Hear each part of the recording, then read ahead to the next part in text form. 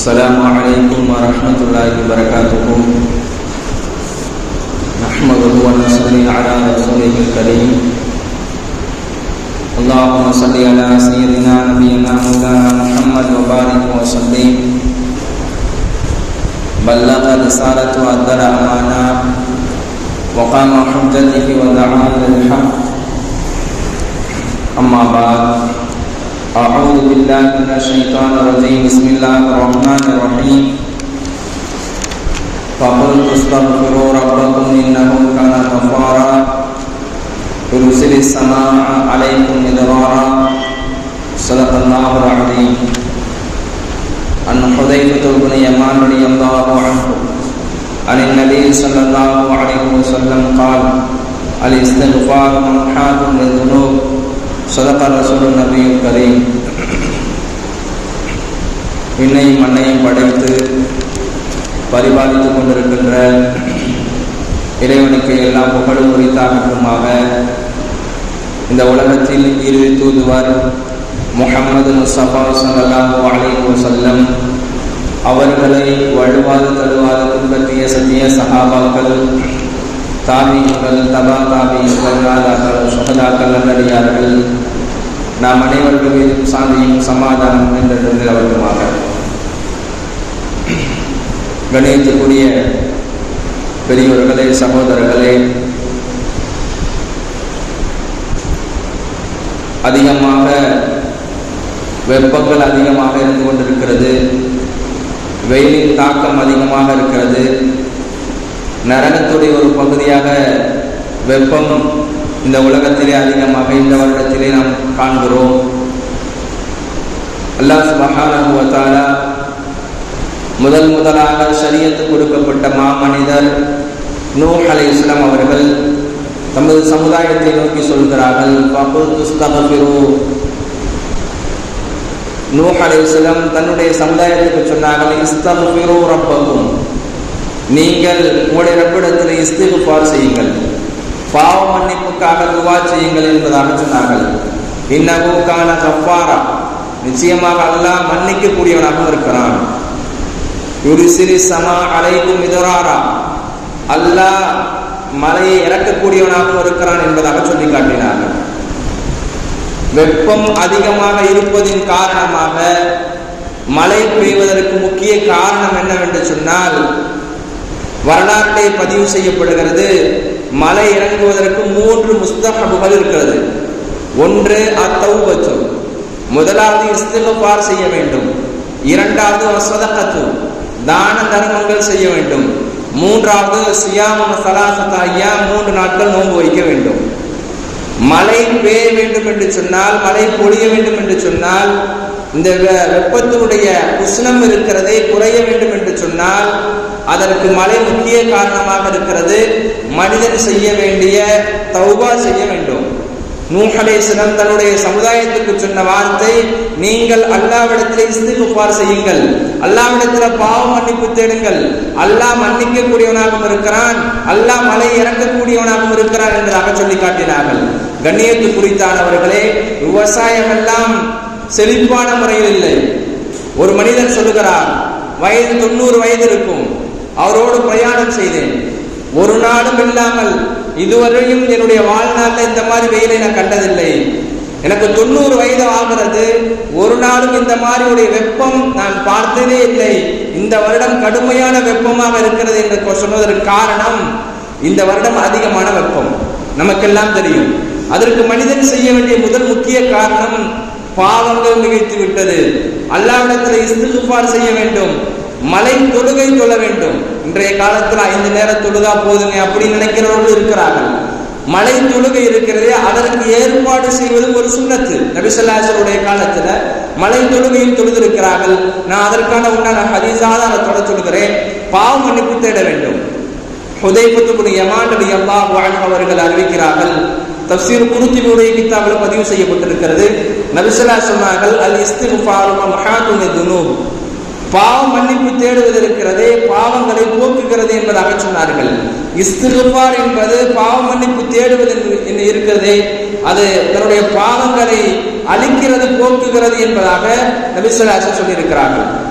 அல்லாஹ் குர்ஆன்ல மற்றொரு இடத்துல சொல்லுகிறான் மலையை பற்றி, வஹுவல்லதீ யுனஸிலுல் கைஸ். அல்லாஹ் சொல்லுகிறான் மலை இறக்கக்கூடியவன் அவனாக இருக்கிறான், மலைக்கு சொந்தக்காரன் அவனாக இருக்கிறான். மின் பஅதி மா கனது மின் ரஹ்மத்திஹி வ யன்ஷுரு ரஹ்மத்துஹு.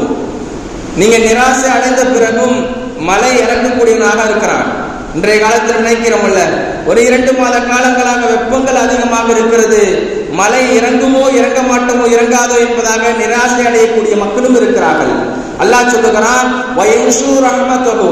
இதற்கு முஃபஸ்ஸிர்கள் எழுதுகிறார்கள் மத்தர் என்பதாக எழுதுகிறார்கள், அல்லாஹ் மலையை பொழிய வைப்பான் என்பதாக எழுதுகிறார்கள். கண்ணியத்து குறித்தானவர்களே, நிராசை அடைந்த பிறகும் மனிதனுக்கு மலையை பொழிய வைக்கிறேன் என்பதாக அல்லாஹ் சொல்லுகிறான்.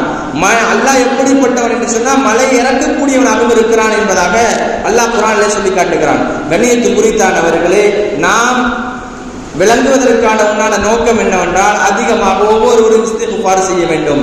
ஒரு சில ஊர்லாம் மழை பெய்யுது, நம்ம ஊர்லாம் மழை பெய்யல, அப்படி நினைக்க கூடாது. ஒவ்வொரு மனிதனும் இஸ்திக்ஃபார் செய்வதற்கு கடமைப்பட்டிருக்கிறோம். ஒவ்வொரு மனிதனும் பாவ மன்னிப்பு தேட வேண்டும்.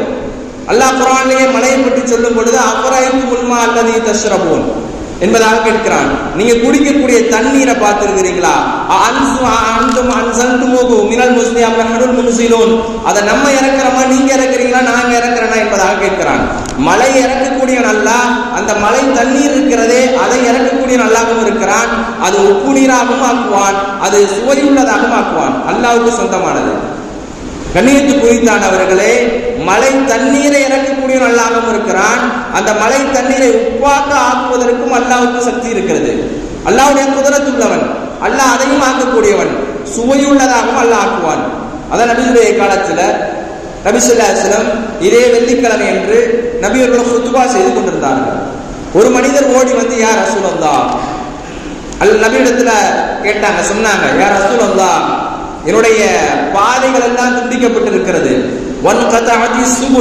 பாதைகள் எல்லாம் துண்டிக்கப்பட்டு போயிருச்சு, அதே போல விளைநிலங்கள் எல்லாம் வீணாக போய்விட்டது, பொருட்களை எல்லாம் ஹலகத்தில் அம்வால் பொருட்களை எல்லாம் அழிந்து போய்விட்டது, யா ரசூலல்லாஹ் உதுல்லாஹ் லனா, எங்களுக்காக துஆ செய்யுங்கள் அல்லாஹ்விடத்தில் என்பதாக சொன்னார்கள்.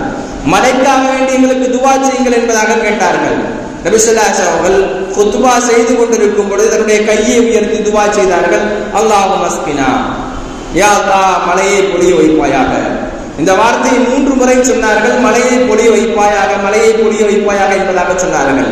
அனஸ் இப்னு மாலிக் ரலியல்லாஹு அன்ஹு அவர்கள் அறிவிக்கிறார்கள், புகாரியுடைய கிதாபில் பதிவு செய்யப்படுகிறது, நபி ஸல்லல்லாஹு அலைஹி வஸல்லம் அவர்கள் துஆ செய்யும் பொழுது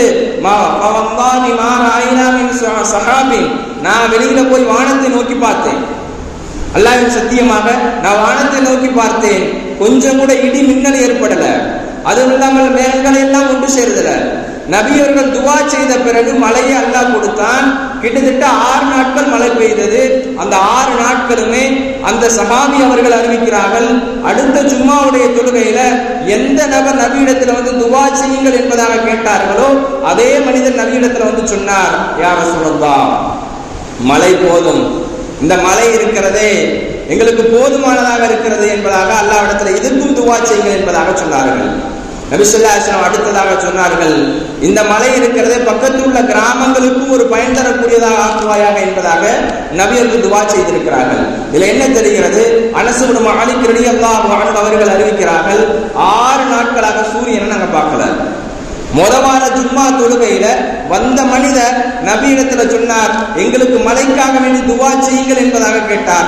அடுத்த வார ஜும்மா உடைய நாள்ல அதே மனிதர் வந்து சொன்னார், எங்களுக்கு மலை போதுமானது யா ரசூலல்லாஹ், இப்ப துஆ செய்யுங்க என்பதாக. 6 நாட்களாக வெயிலை நாங்கள் பார்த்ததே இல்லை என்பதாக அனஸ் இப்னு மாலிக் ரலியல்லாஹு அன்ஹு அவர்கள் அறிவிக்கிறார்கள். நபியுடைய காலத்துல ஒரு பஞ்சம் என்பது ஏற்பட்டது, கடுமையான வெயில், பஞ்சம் ஏற்பட்டது.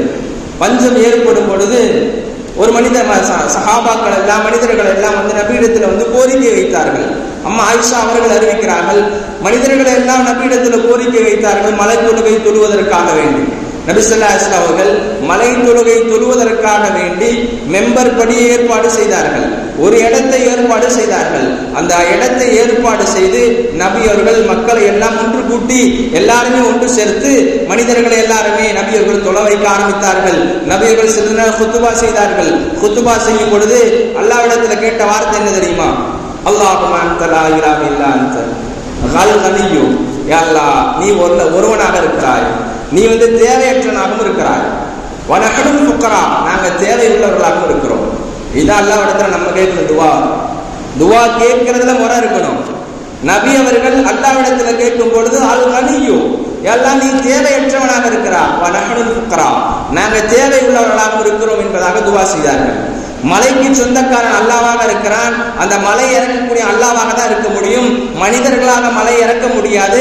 அதற்கு தான் நாங்கள் தேவை உள்ளவர்கள், நீ தேவையற்றவன் யா அல்லாஹ், உன்னுடைய அருள்மலையை பொழிய வைப்பாயாக என்பதாக சொல்லி நபி ஸல்லல்லாஹு அலைஹி வஸல்லம் துவா செய்தார்கள்.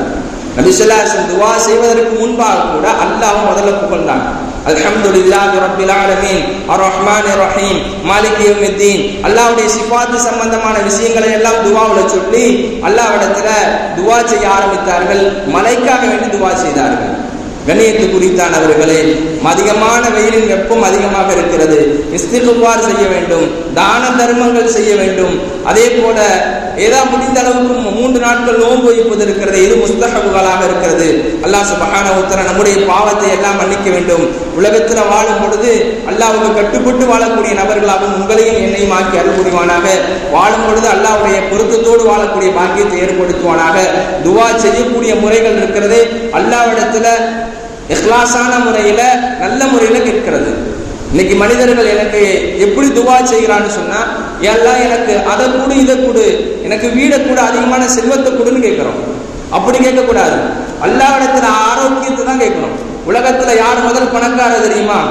யாருக்கும் நோய் நொடி இல்லாம ஆரோக்கியமான வாழ்றாரோ, யார் மருத்துவ செலவு இல்லாம ஆரோக்கியமா வாழ்றாரோ அவர் தாங்க பணக்காரர். சொத்து செல்வெல்லாம் வச்சிருக்கிறாரு, வீடு வச்சிருக்கிறாங்க, மனம் வாங்கி போட்டிருக்கிறார், பிளாட் வாங்கி போட்டிருக்காரு. இவர் பணக்காரர் கிடையாது. யார் உலகத்துல மரணம் வரையும் மௌத்தா போகும் வரை தன்னுடைய மருத்துவ செலவுகள் இல்லாம நோய் இல்லாம ஆரோக்கியமா வாழ்றாரோ அவரு தான் பணக்காரர் உலகத்துல.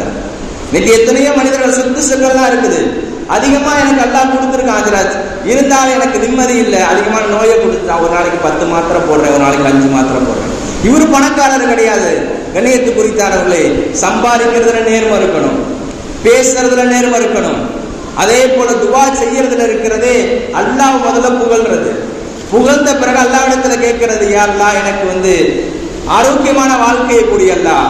இன்னைக்கு அந்த ஆரோக்கியமான வாழ்க்கையை கூட நோய் இல்லாத ஆரோக்கியமான வாழ்க்கையோட கேட்கிறது. நோய் இல்லாத ஆரோக்கியமான வாழ்க்கையை கேட்கிறது. மரண படுக்கையில படுக்க வைக்காமல் இருக்கக்கூடிய பாக்கியத்தை கூடிய அல்லாஹ் என்பதாக அல்லாஹ்விடத்துல துவா செய்ய வேண்டும். கண்ணியத்துக்குரித்தானவர்களே, இந்த உலகத்துல வாழும் பொழுது அல்லாஹ்வுக்கு முழுமையான முறையில் கட்டுப்பட்டு வாழக்கூடிய பாக்கியத்தை உங்களையும் என்னையும் ஆக்கி அருள் புரிவானாக.